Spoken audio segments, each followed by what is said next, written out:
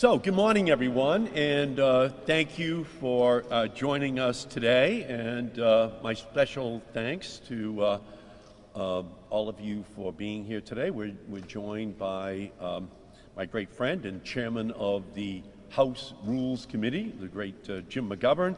We have Mary Keefe, state representative here from Worcester, my great friend.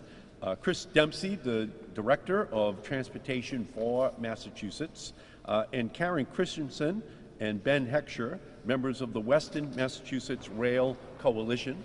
And the reason that we are here today at Union Station in Worcester, the center of our great Commonwealth, it's to discuss an issue at the center of our efforts to build back better from the coronavirus pandemic.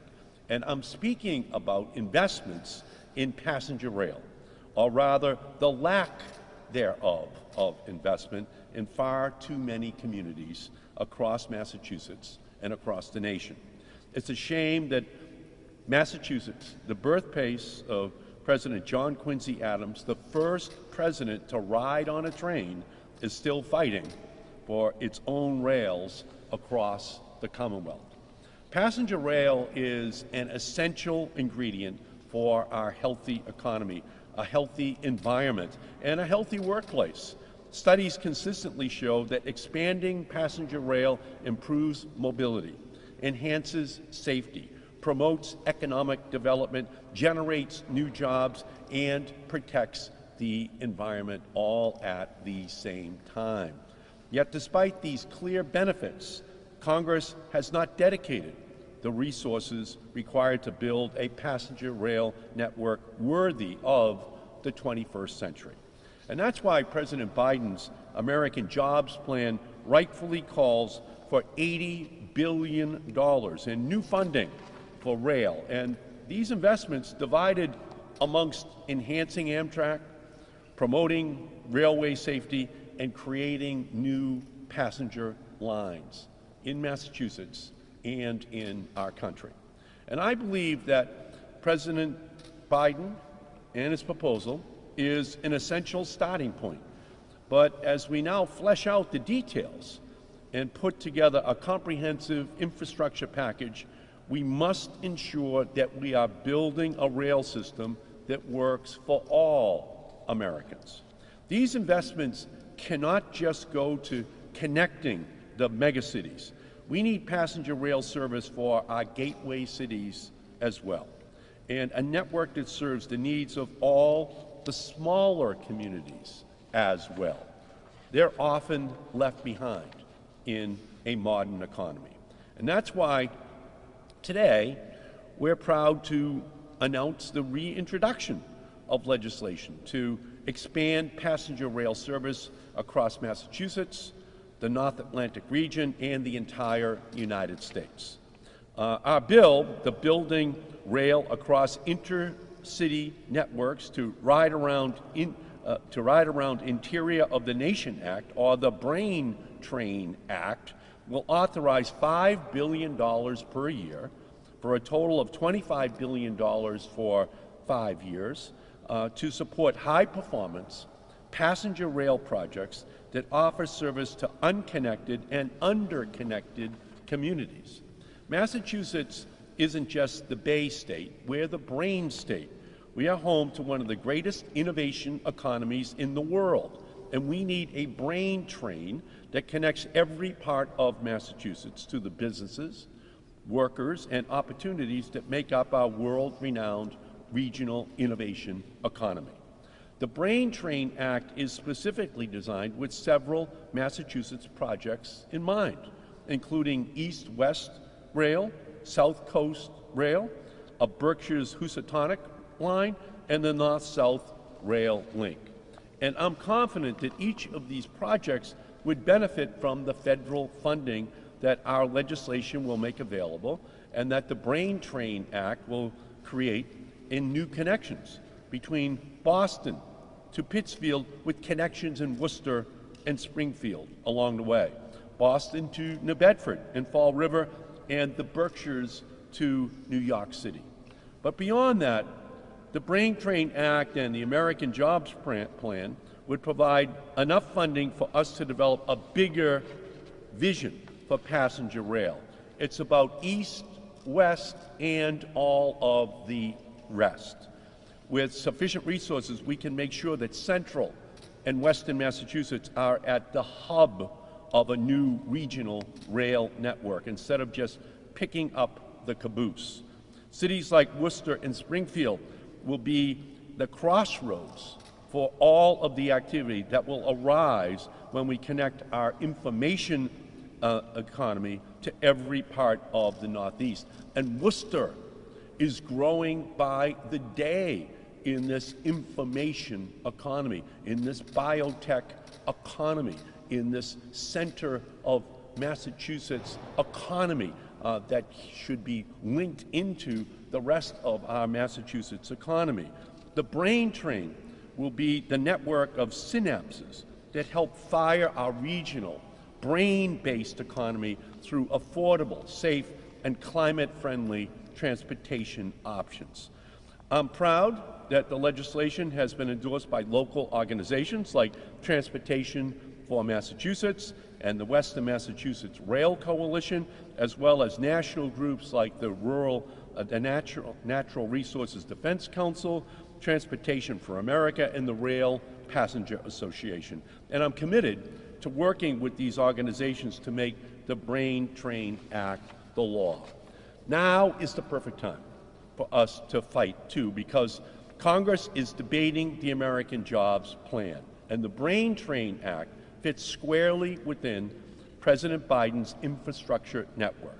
The legislation specifically provides the focus and the funding that will ensure smaller and historically disadvantaged communities that they have their own connections into the larger national rail network that we plan to create.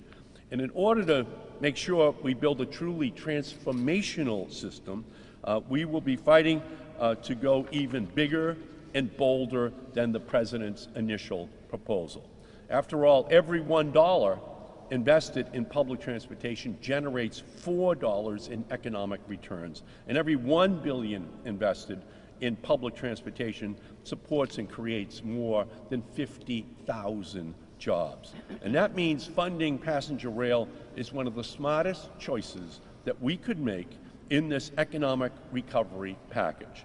The Brain Train Act and the American Jobs Plan will strengthen our workforce, help tackle the climate crisis, and contribute to a more equitable future for all Americans. It is essential that we get this done. This is our moment in history. We are back to 1933. This is our ability to plan for the future as we need investments in economic growth, and nothing will help to advance that better than this whole concept of a brain train that links all communities in Massachusetts and ultimately the whole country together as a web of an economic plan. So let me now turn and recognize our great leader from Worcester, but for the whole country, Congressman Jim McGovern. Well, first of all, thank you, Ed, for your leadership and for being here today to make this announcement. And I will be the proud House author of this legislation, and I look forward to working with you to getting it enacted or getting as much of it incorporated in our infrastructure bill as possible. I want to thank Chris and Karen and Ben for being here. Appreciate their leadership on these issues as well. And, you know, and I appreciate the fact that they have been consistent in their call for a 21st century infrastructure network. You know, in so many ways, we're more connected than ever. But it may shock some people to learn that just getting from central Massachusetts, let alone western Massachusetts, to Boston can be an endeavor. People in communities like Worcester have known this for a long time. People here and all over the Commonwealth have been calling for change, but the reality is that for decades, America has not invested in our infrastructure the way we should. Now we have what may be a once-in-a-generation chance to make it happen. The stars have aligned over Washington in a way that I haven't seen since I first got elected. We have a president who is calling on us to meet the moment. We have a Congress that is actually in touch with public opinion on infrastructure, on climate change, and on building an inclusive economy. We have a real opportunity to break through the noise and through the gridlock and transform our communities. But we need to get it right. We need to build a national rail network that doesn't leave any community behind, one that empowers smaller communities to have a say in shaping the future of our country.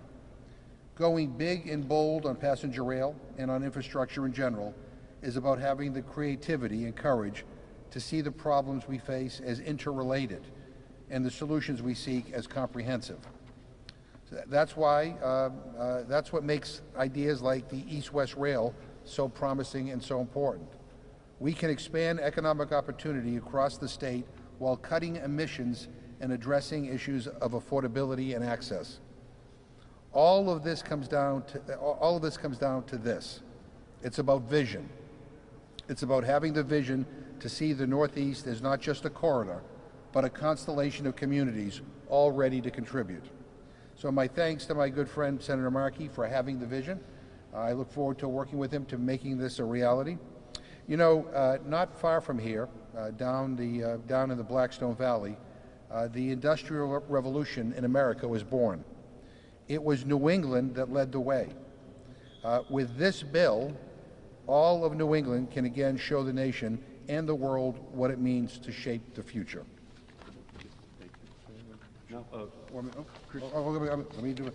And I'm now happy to introduce a good friend, Karen Christensen of the Western Massachusetts Rail Coalition.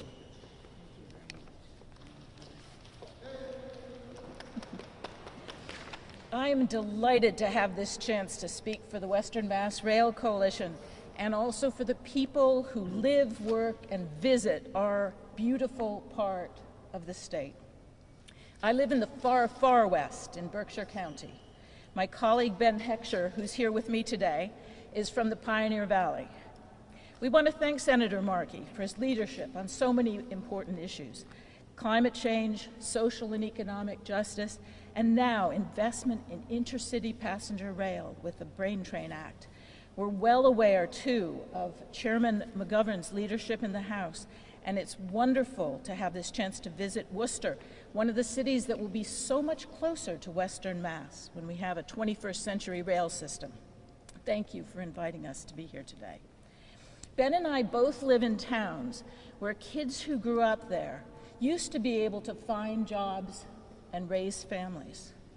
Not anymore, but that can change. We can change it with passenger rail. Passenger rail will give people far more flexibility about where they live and work. It will improve life for working families and for older people. It will give young people more opportunity, access to education and training and jobs, a better work-life balance. The Brain Train Act focuses on intercity, interregional connectivity. For us, this means connections between Pittsfield and Westfield and Springfield, connections to Boston, New York City, Montreal, Albany, and Chicago.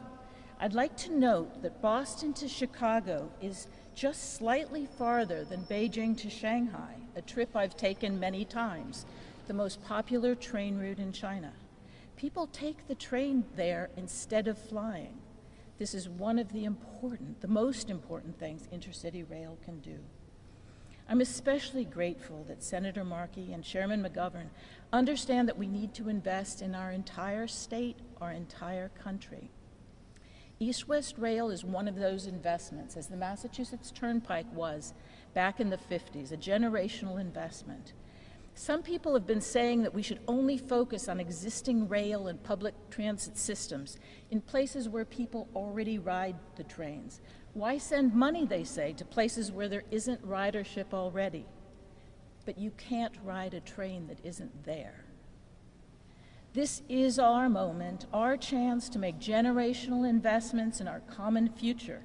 There is no justification for leaving parts of the United States behind. 21st century connectivity can give every citizen in cities and suburbs and rural areas the best of all possible worlds. It will take all of us to make this happen. Thank you all.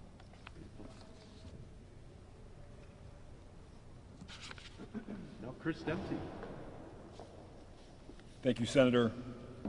Good morning. My name is Chris Dempsey. I'm the director of the Transportation for Massachusetts Advocacy Coalition. I had the privilege this morning of taking the train from Lansdowne Station in Boston here to Union Station in Worcester. Lansdowne Station is at the very edge of the Longwood medical area, which I read last weekend receives more NIH funding in its 2 square miles than 40 states of the United States because of the power of the innovation and medical research that happens. It speaks to what Senator Markey has said, that we are an innovation state, we are a brain state, and we deserve acts like the Brain Train Act. The quality of that trip from Boston to Worcester, which is so much better than it was 20 or 30 years ago, is the result of investment, and that investment was made possible by people like Congressman McGovern and City Manager Ed Augustus, Senate President Karen Spilka, Representative Keefe, so many leaders from Metro West and Central Massachusetts who have understood the power of rail to help revitalize Worcester. Rail has been an important ingredient in making Worcester a place that people want to be, jobs want to be here, residents want to be here, and it's in part because of that connectivity that has been possible through their vision and investment. But today, regular train service from Boston ends in Worcester. There's no reason it has to. It should continue on to Palmer and to Springfield and to Pittsfield and to Great Barrington and Albany. We need those connections. Those communities deserve those connections. My grandfather grew up in Munson, Massachusetts, and in the 1930s, he could take a 1-seat train ride to Montreal or to New London, or transfer in Palmer and take a 2-seat ride to Boston, Albany, or New York City. We had those connections in the past, and there is no reason why communities like Munson and Palmer cannot have those connections again in the future. That's what the Brain Train Act does. It supports reconnecting communities like that with high-quality rail service. Transportation is the largest source of greenhouse gases of any sector of the Massachusetts economy. And pre-pandemic, those emissions were rising even while emissions in other sectors of the Massachusetts economy were falling. That's in part because even though our vehicles are getting more efficient, and we have Senator Markey to thank for being a leader on that over many decades, we're doing a lot more driving in Massachusetts. We drive about 50% more today than we did in 1990. So that air pollution and those greenhouse gases are a result of that. And what that tells us is that we can't just rely on efficiency and electrification. We need to be reducing the amount that we drive, and we can only do that when we're giving people good options. The Brain Train Act will help with that. The Transportation for Massachusetts Coalition is proud to endorse this legislation and to work with Senator Markey, Congressman McGovern, and the rest of the Massachusetts delegation to make this bill a reality. Thank you for being here today, and thanks especially to our leaders in Congress for making this act possible and for making it a reality in the years ahead. Thank you. And Mary Keith, would you like to say a word about how this is for One of our greatest advocates for rail. Thank you, everybody. Thank you, Congressman McGovern and Senator Markey.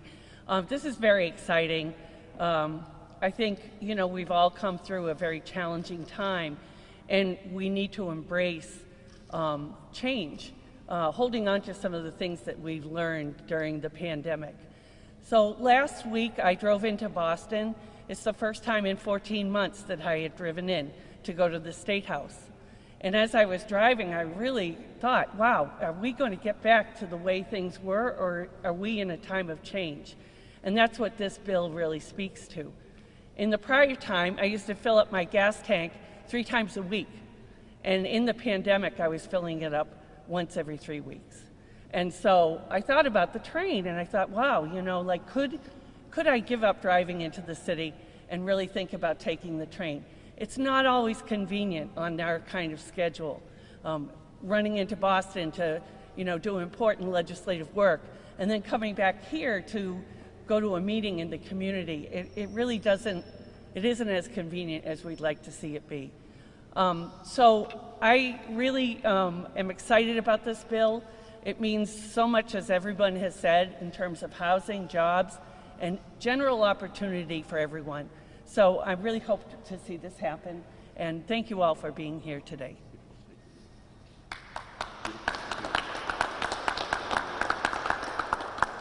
So are there questions? Yeah, so I guess I'm wondering just how this kind of fits into, I know the state has been planning for this east to west rail between Springfield, even Pittsfield, all the way to Boston. So is this going to kind of be branching off this original plan that's been in the works for so long now? Well, this fits into that plan. The goal is to see an expanded rail system for Massachusetts and for the country. And so this whole idea that that we should go from Boston to Worcester to Springfield to Pittsfield, with stops in between, Framingham, Palmer, etc., is clearly what the vision has to be if we're going to be successful in the future. And again, it's a reflection of this change in our state. We just added 483,000 new citizens of Massachusetts in the last 10 years. We are absolutely a place where people are coming, and they're coming because of the economic opportunities that they can see within our Commonwealth. And there's no reason to think that that's continued growth won't continue, but we have to build for it. And we believe that if you build it, they will come. They will say that we can live in these other communities and commute to Worcester to work, or to Boston to work, or to Springfield to work, and coming in from other communities all across the Commonwealth. But we have to anticipate that kind of growth. So we have become a box office smash as a state, as a destination economically for people not only across our country, but across the world. And we want to continue to make this a welcoming place, and rail is a central part of that planning, and it's to link in all of these other communities, and it's absolutely linked to the larger plan for rail, which our country needs to have. I'm a member of the Infrastructure Committee in the Senate, and my goal is to ensure that there is a vastly expanded rail component that is built into it. I don't know if you want to say anything. The only thing I would say is, look, this is to make sure that plans do not just remain plans, that in fact they become reality. And in order for any of the ideas that are being talked about in terms of East-West Rail or any other rail connections in the state, the federal government has to play a role in helping provide some of the resources. And as I said earlier, the stars are aligned over Washington. We have a Democratic majority in the House and in the Senate, and we have a Democratic president that actually understands the importance of investing in infrastructure and in rail in particular. President Biden loves to talk about Amtrak, and he wants to invest in Amtrak. He understands and appreciates trains. We ought to be committed to creating the best railway system in the world over the next decade in this country. But we are committed in these next 2 years to trying to make sure that whatever infrastructure plan moves forward, a significant component of that involves investments in rail. So, I mean, we know what needs to be done, and we want to think big and bold at this moment, because I think it's what the times call for. But working with those who are here and working with our colleagues in the state legislature, we want to take these plans and turn them into a reality, and that's what this is all about. Chris or Karen, would you like to? Ben. Oh, Ben? Ben, this is Ben. I'm also with the Western Mass Rail Coalition. My name is Ben Hector. The only comment I would add to all this is that there's often this discussion between build it in the metro centers or build it in the more rural areas. And if you look to the east in Boston, you've got 13 different distinct rail lines, with 2 more coming to New Bedford and to Fall River. It seems to me that 1 additional line to Springfield and to Pittsfield wouldn't be too much to ask. If you're going to spend billions of dollars electrifying the MBTA's commuter rail network, which of course is necessary, we should be able to find a way to get the rest of our state connected with the eastern part of our state. And I'll just say that the connection out west, both in Springfield and Pittsfield, are also connections to New York City, as well as to Albany. So, you know, it's not about going A to B, but a train going back and forth like the original trains pulled by horses. I mean, we're talking about building networks, and Western Mass is an important component of a regional network here. And I was in Quincy on Monday, and Quincy's population has gone up 10 to 15,000 people in the last 10 years. They have 4 T-stops, and much of the development is around those T-stops. In other words, transportation and people's accessibility to it.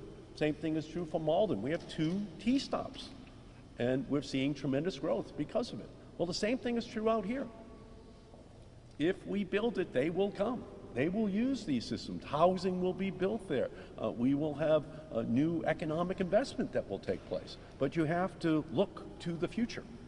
You have to plan in a way that captures this incredible economic opportunity, which we are seeing in the way in which people all around our country, all around the world, are viewing Massachusetts right now.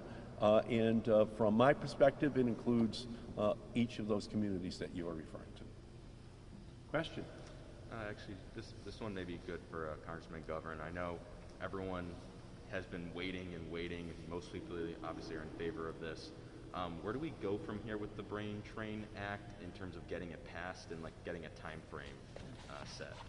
So we need to, my view is we need to get this done, or as much of it done in the next 2 years as possible. As I said, the stars are aligned, right? I hope they're aligned for the next 100 years, but we know that they're aligned for the next 2 years. So we need to focus on moving this forward.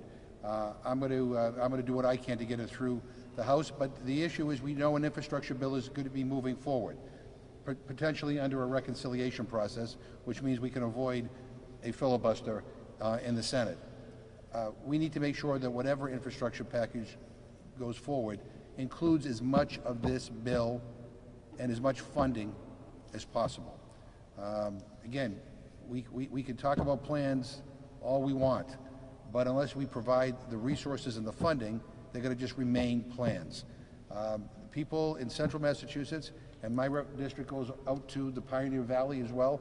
I mean, people want this. And again, it's a benefit not just to the bigger communities, it's a benefit to the smaller communities. You know, as Karen pointed out, I mean, you know, this enables people who live here to have easier access to New York City, to Albany. I mean, you really can't get to New York City from Worcester right now. I mean, it's like we're the second largest city in New England, for God's sake. You can't get to New York City. I could drive someplace else to get on a train and get to New York City. But look, we need to connect the dots, and that's what this is about. So you know, we're focused on now. This is not like 10 years down the road. We're focused on getting something done, you know, in this session. Good. Yes, sir. Thank you. So you mentioned community access in Worcester. For a lot of our central Massachusetts communities, especially some where access to public transportation is a bit of a struggle, how can they really benefit specifically from the Brain Train Act?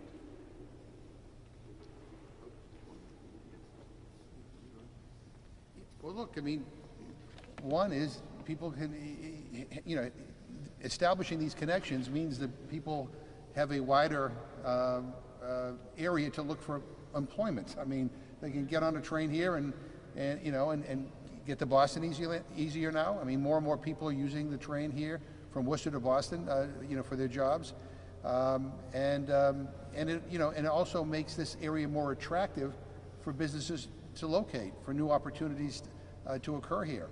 I mean, when companies are looking for places to locate, transportation is a big part of it. How easy is it to get in and out of a community? That's why it's important that we have Worcester Regional Airport. That's why it's important that we expand on rail access here in central Massachusetts to get us not only easier access to Boston on a more regular basis, but to get us out west. Again, I represent some of the communities out west. Ed represents the whole state. You know, there's a lot of good things to see and to do, and a lot of great opportunities out west. And we also want people from the west to be able to come here to Worcester, to go to a Woo Sox game, to be able to take advantage of all that there is to see here in this area. So, I mean, this benefits everybody. Not to mention the jobs that are going to be created, not to mention the impact on the climate crisis. I mean, this is like win, win, win, win, win. So let's do it. And again, I think, you know, both of us are in positions in the Senate and the House to actually be able to move some of this stuff. Yeah. A perfect example, Jim just referenced it. Worcester made a decision to bring the Red Sox AAA farm team to Worcester. What are we seeing? We're already seeing hundreds of millions of dollars of investment that is going to turn into billions of dollars of investment around that ballpark. Housing, commercial, retail, investment in Worcester because there was a plan. And that's a good analog to what we're talking about right here. That these are incredibly great cities that have historically played a key role in Massachusetts history, economically, socially. And if we have a plan for the 21st century, they will continue to not only participate, but to be leading in that economic growth.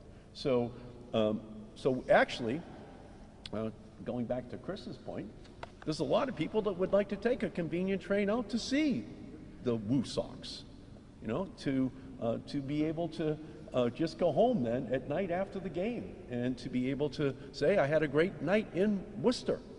And if we do it right, the same thing will be true for Springfield, for Pittsfield, for other parts of the Commonwealth. But we have to envision what that future would look like. I don't know, Chris, would you like to?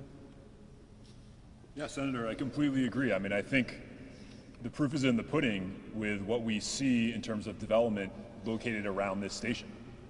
After this event is done, I'm going to walk down to the Canal District and I'm going to have lunch at the Worcester Market, which is going to be thriving because of its transportation connections. And this is not a new thing for Worcester, as the Congressman knows. Worcester exists because it's at a transportation crossroads in the same way that Springfield does. It's always been connected by canals first and then rail after that. And it's helped what make this city so great over centuries. We're seeing rail play a part in Worcester's revival, and the more connections that cities like Worcester have to other places where people want to be or want to work, the more valuable that rail network becomes. That's the nature of networks. The more destinations you have in that network, the more you want to use it. And that's what Senator Markey's bill is all about. And can I just say, just proof of what we're just saying here, think back before, as Chris just mentioned, think back before we invested in this station. Think back before we connected Worcester to Boston. I mean, behind us, Water Street, Millbury Street, Green Street were on the decline. I mean, as Chris just pointed out, these neighborhoods have come alive again. You know, with not only businesses, but with enhanced housing. I mean, the mere existence of a connection to Boston, the mere existence of this train station has resulted in all kinds of positive development right here around the station. So we thank you all for coming here today. Back in the 1990s, I worked very hard on 3 pieces of legislation that passed and became law that changed us from analog to digital, changed us from narrowband to broadband. And with broadband, our economy exploded. And that was the plan. That is what I was talking about in the 1990s. And now in downtown Boston, from Wayfair to over in Cambridge, where we have this biotech center. We see an explosion which has happened because of our leadership on broadband issues and biotech issues, and young people from around the country and around the world are moving here because they want to be a part of it. Housing is an issue. If we do this right, we can make it easier for those workers to live in other communities and to commute to Boston or to commute from Boston out to Worcester and to Springfield and other communities further out in the West. You need a plan. And because we had a plan, we are capturing a big part of these economic opportunities. So this is that same kind of anticipation, but looking at it from a rail perspective, a transportation perspective. Yes, we need broadband. Yes, we need biotech. But we also need this rail system to be built out in a way that can capture and enhance all those great economic opportunities. We thank you all so much for being here today. Thank you.